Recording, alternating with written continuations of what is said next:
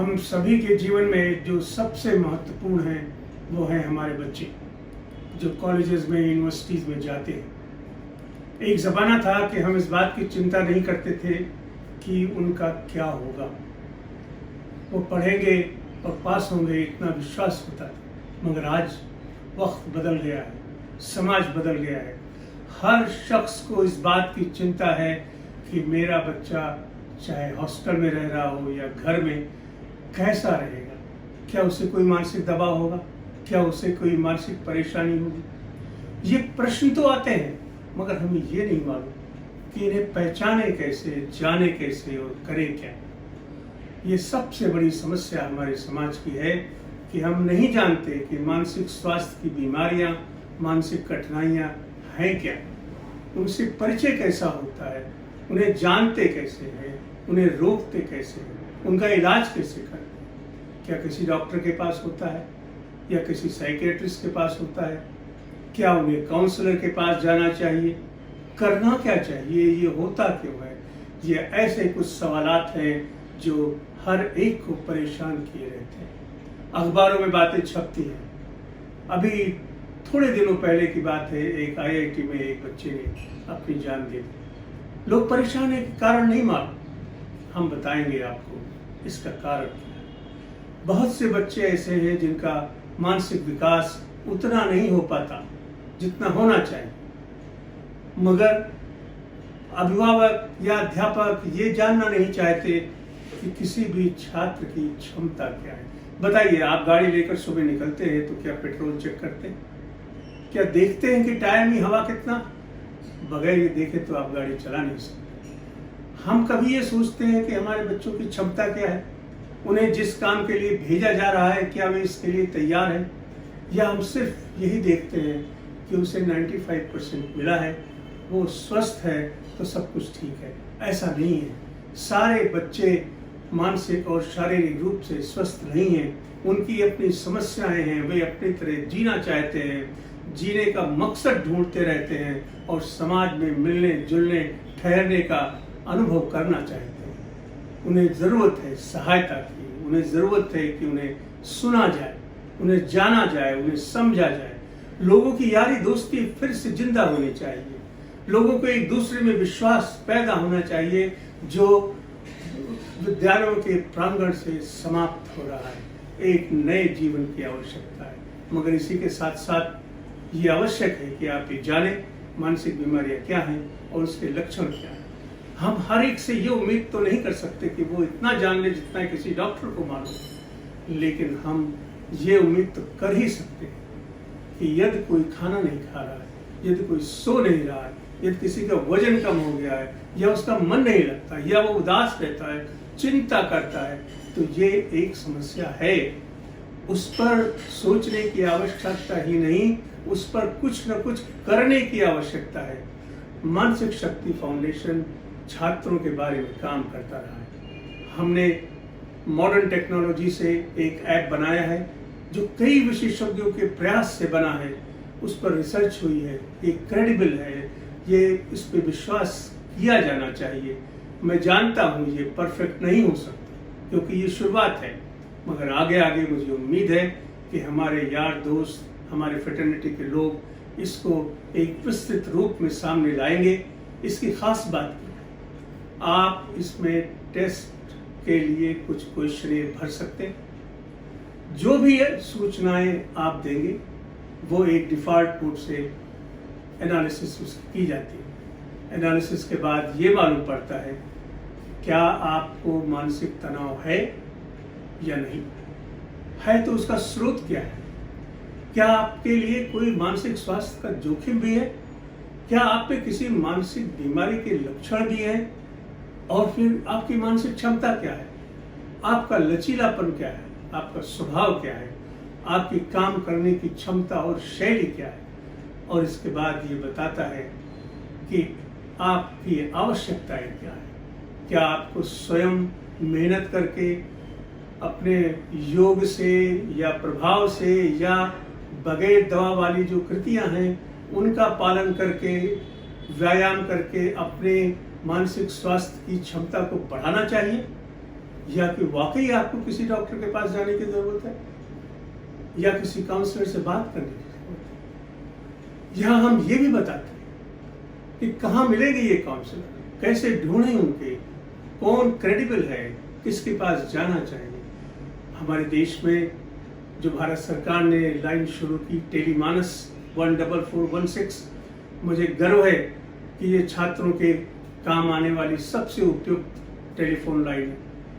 18-20 लाख से अधिक छात्र इसका फायदा उठा चुके हैं। जब भी आवश्यकता हो किसी को बात करने, डायल कीजिए 14416 टेलीमानस।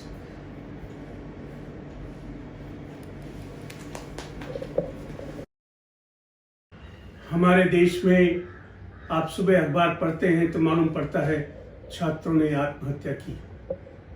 लोग परेशान होते हैं और सोचते हैं कि ऐसा होता क्यों। ये बात जाननी चाहिए और समझनी चाहिए कि सामाजिक दबाव मानसिक दबाव को बढ़ाता है और इसकी एक वजह है कि जब सारे इंटेलिजेंट छात्र एक जगह, एक शहर, एक स्कूल में इकट्ठा होते हैं तो उनमें से बहुत से लोग, उनका जोखिम, उनका मेंटल हेल्थ रिस्क अधिक रहता है। हम इसे जान नहीं पाते, पहचान नहीं पाते। पेरेंट्स हो, टीचर हो, कोई भी हो, सफलता के बीच जो है वो सिर्फ मानसिक स्वास्थ्य। आप इंटेलिजेंट हो सकते हैं, मेहनत कश हो सकते हैं, मगर अगर आप में निराशा की भावना भरी हुई है तो सफलता आपके हाथ नहीं लगेगी। इसलिए मानसिक शक्ति का प्रयोग एक वो सॉफ्टवेयर लेके आया है जिससे आप मालूम कर सकते हैं कि आपकी समस्या क्या है और आपको करना क्या है।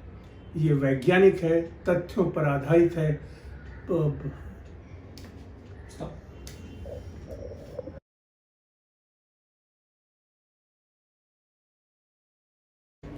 किससे कहें, किससे पूछें। अक्सर इन बातों की चर्चा गली मोहल्लों में, घरों में होती है। लोग सिर्फ इतना ही कहते हैं कि मुझे तो पता ही नहीं चला कब ये डिप्रेशन नाम की चीज मेरे बच्चों में आ गई। बच्चे कहते हैं मुझे पता नहीं चला कि कब मुझे परेशानी शुरू हो गई, कब मेरी याददाश्त कम होने लगी, कब मेरा लोगों में इंटरेस्ट खत्म हो गया। किससे पूछें और किसको बताएं। तो सवाल यही उठता है कि अगर हमारे समाज के लोगों में इस बात की जागरूकता नहीं है तो क्या समस्याओं को बने हुए रहना चाहिए? नहीं, हमें कोई ना कोई तरीका तो बनाना होगा, हमें कोई ना कोई रास्ता निकालना होगा जिससे अभिभावकों के मन पर तनाव ना आए, वो इस बात के लिए बिल्कुल शाश्वत रहे कि उनके बच्चों की परेशानियां कोई ना कोई समझ ले। स्कूलों में, यूनिवर्सिटीज़ में काउंसलर्स के अपॉइंटमेंट हुए हैं, बहुत सी यूनिवर्सिटीज़ में डॉक्टर्स हैं, साइकेट्रिस्ट हैं, मगर फिर भी समस्याएं तो कम नहीं हुई। 20% छात्र बताते हैं कि वो डिप्रेस्ड है। चीख चीख कर बच्चे कहते हैं मुझे तनाव लगता है, I cannot cope, I cannot deal with it. मगर ना पेरेंट्स के पास, ना टीचर्स के पास कोई ऐसा कारगर रास्ता होता है जिस पे वो बच्चे का हाथ पकड़ के कह सके आओ हम बातें करते हैं। बातें करने के लिए तो समय बचा ही नहीं। अध्यापकों के का जीवन जैसा चल रहा है, उनके मानसिक स्वास्थ्य पर भी ध्यान देने की आवश्यकता है। अगर वे तनाव में हैं तो वो अपने स्टूडेंट्स का ख्याल नहीं रख सकते। इस विषय पर भी लोगों को सजग रहना चाहिए। तो बातें कैसे करें और जाने कैसे? मेरा अटूट विश्वास है छात्रों का सशक्तिकरण सबसे बेहतर तरीका। ये नए जमाने के लोग हैं, ये जागरूक हैं, ये जानते हैं, ये सोशल मीडिया, मोबाइल फोन सब इनके हाथ में है।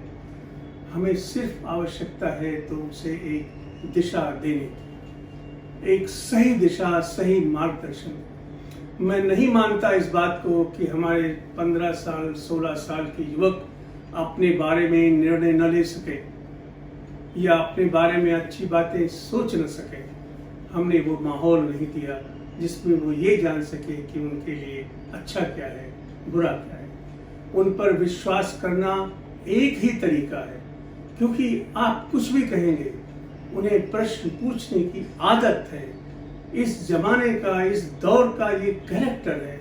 I want to ask why do say so, what is the reason? So आपको वैज्ञानिक तथ्यों को सामने रखना होगा। मैं जानता हूं कि जब कभी हम छात्रों का सशक्तिकरण कर सकते हैं, मतलब हम उनसे कह सकते हैं कि तुम अपने बारे में निर्णय लो, अपने आप पहचानो कि क्या तुम्हें कमजोरी लगती है, और अगर तुम्हें ये लगता है कि तुम्हारी नींद समाप्त हो गई है तो तुम क्यों नहीं जागे, क्यों नहीं किसी से कहा? क्या परेशानी है कि लक्षणों को पहचानने के बाद भी अगला कदम आप नहीं उठा पाते? यही आती है बात सशक्तिकरण। क्या हम उन्हें कुछ ऐसा दे सकते हैं जिससे वे निर्णय ले सके, सही निर्णय ले सके? जी हाँ, वैज्ञानिक जमाना बदल रहा है। डिजिटल टेक्नोलॉजी एक प्रसाद के रूप में समाज के सामने आई है और बहुत से देशों ने ये प्रयास किया है। मेंटल हेल्थ डिजिटल ऐप लगभग 1000 से ज़्यादा अमेरिका में है, लगभग 80 से अधिक हमारे देश में है, मगर इस तरह से नहीं बनाए गए हैं जिनकी उपयोगिता सहज रूप से हो सके। हमने एक छोटा सा प्रयास किया है। हमने कुछ क्वेश्चनर बनाए, वैज्ञानिक तथ्यों पर उनकी जांच पड़ताल की, उनकी वैधानिकता हमने देखी, बच्चों पर उसका टेस्ट किया, और जब ये पाया गया कि ये वैलिड है तब हमने उसे डिजिटलाइज किया। We made a digital application for psychological test.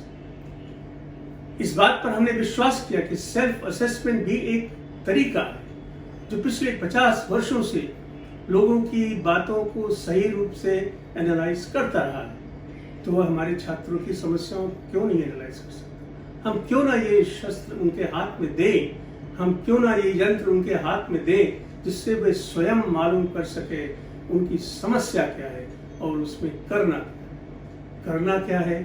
ये तो अलग अलग लोग अलग अलग तरीके से सोचें, लेकिन विज्ञान क्या कहता है? जो समस्या हो उसका सही उत्तर क्या है, ये हमें उनके सामने रखना चाहिए। हमने कुछ नियम बनाए, क्राइटेरिया बनाए, जिसे हम वैज्ञानिक भाषा में एल्गोरिथम कहते हैं, और ये सारी इंफॉर्मेशन, सारी सूचना जो बच्चे देते हैं वो इस एल्गोरिथम के तहत विश्लेषित होती है। विश्लेषित होने के बाद उसमें 3 निष्कर्ष सामने आते हैं। पहला, क्या बच्चों को अपने मानसिक स्वास्थ्य के वृद्धि के लिए कुछ करना चाहिए? अवश्य। योग का अभ्यास है, एक्सरसाइज है, अच्छा खाना है, भोजन है, इत्यादि। आप हमारी वेबसाइट पर जाएंगे, सारे तरीके दिए हुए हैं कि मानसिक स्वास्थ्य का विकास कैसे करें। How do you engage in self development. दूसरा निष्कर्ष आता है कि क्या ऐसे कारण उपस्थित हैं कि आपको किसी काउंसलर से मिलना चाहिए। तो आपने देखा रिपोर्ट में लिखा है कि आपको काउंसलर से मिलना चाहिए। अब उसमें यह भी दिया है कि ये काउंसलर कहाँ मिलेंगे और कैसे मिलेंगे, कौन से टेलीफोन लाइन पे आपको बात करनी है, 14416 टेलीमानस, या आपके कॉलेज में काउंसलर है वहाँ जाना चाहिए। और यदि जोखिम या खतरा अधिक है तो रिपोर्ट ये भी बताती है कि आपको किसी साइकियाट्रिस्ट से मिलना चाहिए।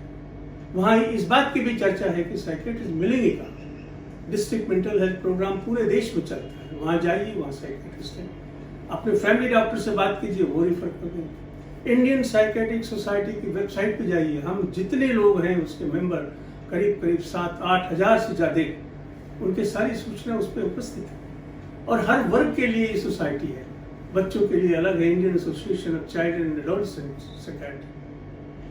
Those people, Indian association of private psychiatry, जो लोग प्राइवेट प्रैक्टिस करते हैं उनकी अलग एसोसिएशन। इस बात में कोई दम नहीं है कि हम मालूम नहीं कर सकते कि सही जगह कहाँ है। तो इस कंफ्यूजन में कभी किसी अभिभावक को रहना नहीं चाहिए। प्रयास करना चाहिए, विश्वास करना चाहिए, छात्रों के सशक्तिकरण पर विश्वास करना चाहिए, इस बात पर विश्वास करना चाहिए कि वे अपने बारे में सोच सकते हैं, निर्णय ले सकते हैं। इसलिए इस प्रोग्राम से जुड़े, इसमें साथ दें और इसे आगे बढ़ाएं। कैसे होगा? मानसिक स्वास्थ्य जड़ा हुआ है, गड़ा हुआ है मातृत्व में।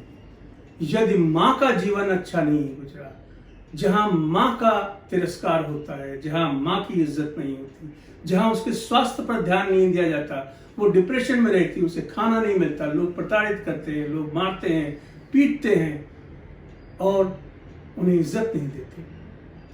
ऐसे माँ के बच्चों की मानसिक स्थिति ठीक नहीं होती। हमारा पहला कर्तव्य है कि यदि हम अच्छे, सुखी और मानसिक रूप से स्वस्थ समाज चाहते हैं तो हर माता पर विश्वास करें, उसकी इज्जत करें, उसके स्वास्थ्य का ध्यान रखें, और यदि उसे किसी मानसिक बीमारी के लक्षण दिखाई दे रहे हों तो उसका इलाज करें। इसके अलावा कोई और साधन नहीं है। इसके बाद प्रश्न उठता है कि यदि किसी बच्चे में हमें मानसिक तकलीफों के लक्षण दिखाई पड़ते हैं तो हमें क्या करना चाहिए। पहली बात है कि हमें उन लक्षणों को पहचानते आना चाहिए। हमें जानते आना चाहिए कि जिस तरह बड़े लोग एंग्शियस हो सकते हैं, उन्हें डर लग सकता है, अंधेरे से डर लग सकता है, या उनकी नौकरी गई तो उन्हें तकलीफ हो सकती है, उसी तरह बच्चों के मन में भी डर की शुरुआत हो सकती है। डर की शुरुआत पहला कदम है मानसिक बीमारियों की तरफ जाने। यदि हम बच्चों के डर को पहचान नहीं पाते या हम ये उम्मीद करते हैं कि वे स्वयं अपने डर पे काबू पाएंगे तो शायद हम गलत हैं। हमें अपने आप में मानसिक स्वास्थ्य के बारे में बहुत कुछ जानने की आवश्यकता है। मेरा सारे अध्यापकों और सारे कुलपतियों से ये आग्रह है कि मानसिक स्वास्थ्य की चर्चा पाठ्यपुस्तक के कार्यक्रम के पहले 2 पन्नों में होनी चाहिए। जब तक हमारे देश में ये नहीं होगा तब तक हम छात्रों की समस्याओं का निराकरण नहीं कर पाएंगे। कितने मिनट हुआ? वे प्रार्थना ये नहीं करते कि वे पास हो जाए, वे प्रार्थना करते हैं वो शक्ति हमें दो दयानिधि। क्या मतलब है इसका? वे ये मांगते हैं कि हमें वो शक्ति दी जाए जिससे हम दूसरों का कल्याण कर सकें। हर शब्द में वे अपने को छोड़कर दूसरों से जुड़ते हैं, और दूसरों के जुड़ने की कला आध्यात्मिकता का पहला पाठ है। और इसका मस्तिष्क के केशकों से, मस्तिष्क के सेल से बहुत गहरा संबंध है। हमें वैज्ञानिक तथ्यों से ये जान लेना चाहिए कि अपने बच्चों के लिए जो आप सर्वोत्तम कर सकते हैं वो उनके मस्तिष्क की रक्षा। मस्तिष्क को चोट कैसे कैसे लग सकती है? ठीक है, आप गिर गए, आपके सर में चोट लग गई, जरूर से, मगर इससे कहीं अधिक चोट उन्हें मनोवैज्ञानिक घातकों से लगता है। दुख, पीड़ा, डिस्क्रिमिनेशन, अब्यूज, निष्कासन, ये ऐसी जनमानस की भावनाएं हैं। भावनाओं के बिगड़ने से या प्रताड़ना से भी मस्तिष्क की कोशिकाएं प्रभावित होती। ये न केवल प्रभावित होकर तुरंत अपना काम खराब करती हैं, बल्कि जिन लोगों को, जिन बच्चों को बचपन में प्रताड़ना सहना पड़ता है या उन्हें अपने माता पिता से अलग रहना पड़ता है, जब वो 20 वर्ष से अधिक के होते हैं, तो उनमें मानसिक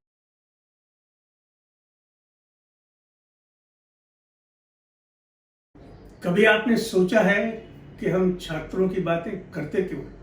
Why do we talk about students?